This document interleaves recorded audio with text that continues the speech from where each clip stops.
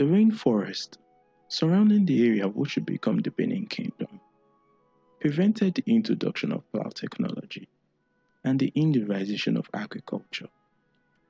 This meant large families had to be maintained to farm the land with simple tools such as hoes and cutlasses. Over time, local communities began to form around these farm settlements.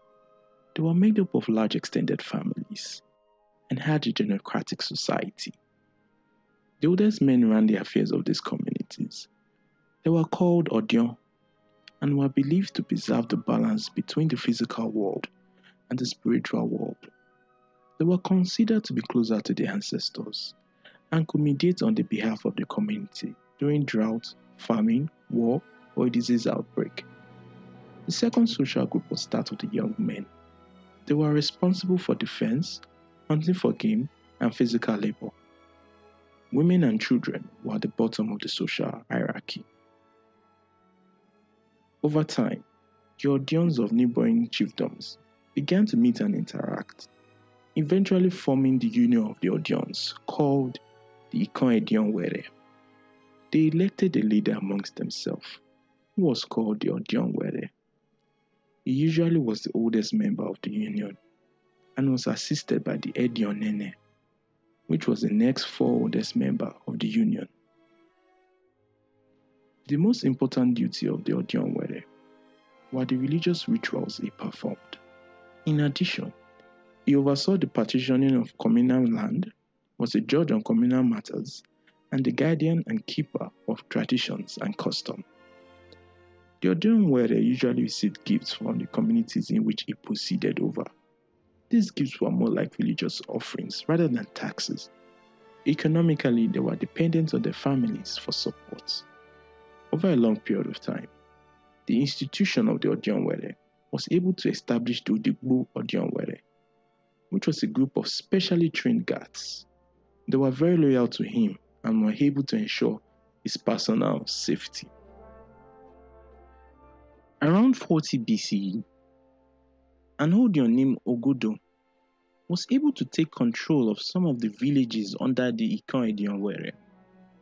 With the support of his Odigbo, they were better trained and stronger than those of the Odion Were. They would later go on to be called the Odigbo Ogosio. Ogodo took the title Ogisio, which means the ruler from the sky. He was passionately accepted as a ruler because he was perceived as the reincarnation of Paidu, who was the youngest son of Osanobua. This associated him with divinity, in essence becoming a god king. This association plays a large role with how Ogisios and subsequently the Obas behaved socially.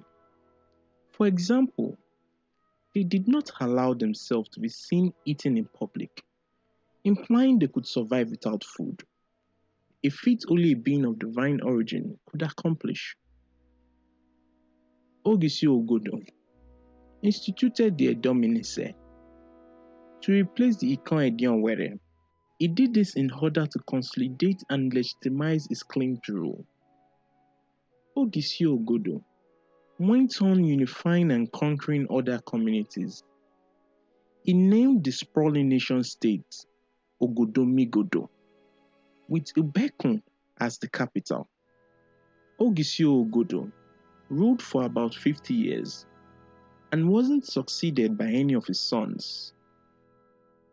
The dynasty of the Ogisios was relatively uneventful. The kingdom was ruled by 33 Ogisios in total. The Ogisios were not expansionist and were satisfied playing out their religious roles. Some notable Ogisios include Ogisio Ure, who was the second Ogisio. He firstly introduced the use of a crown made out of cowrie.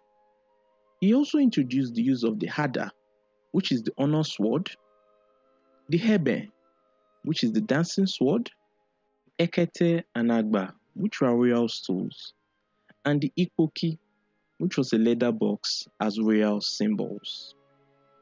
We also have Ogisio Origba, who was able to stabilize the successions of new Ogisios by introducing an hereditary monarchy.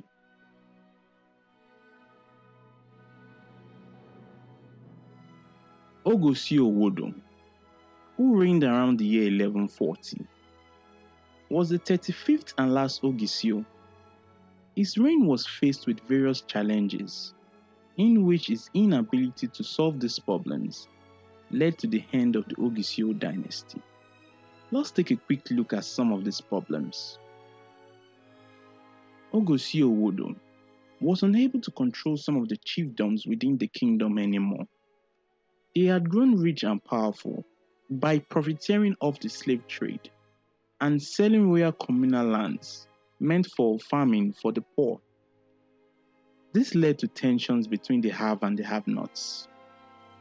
Under immense pressure, the Ogisio was forced to abolish the trade and ownership of slaves. He also revoked the Edomienses' control over the royal lands. These policies were very popular among the poor and common subjects, but were not welcomed by the elites and ruling class. Osoga was a man-eating beast that lurked around the bank of the Ikpugba River, which was on the path to the markets. This threatened the peace of the kingdom, and going to the markets often felt like the kingdom was at war.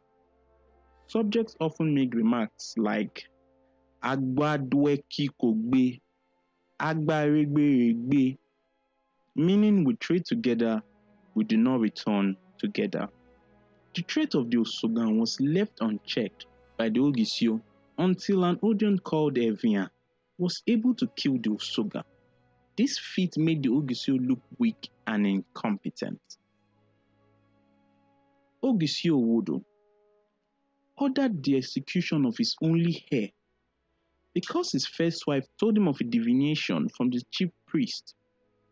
The prince escaped execution with the help of some chiefs that had pity on him and went on a self-imposed exile. This left the kingdom without an heir and risked destabilizing the delicate political structure of the kingdom. At this point, both the Ogisio and the chiefs were very unpopular with the citizens of Ogodomigodo, but the worst deed of the Ogisio had yet to come. Owodo killed a pregnant woman in anger, a crime so grave and despicable to the customs of the land. Owodo was deposed and banished from the kingdom, with no one to succeed him. The era of the Sky Kings came to an end. Hey, thanks for watching. If you enjoyed the video, please like, share and subscribe, as this video is the first in a series about the Benin Empire. In the next video, we will be looking at how the era of the Obas came to be. Hope to see you there. Bye.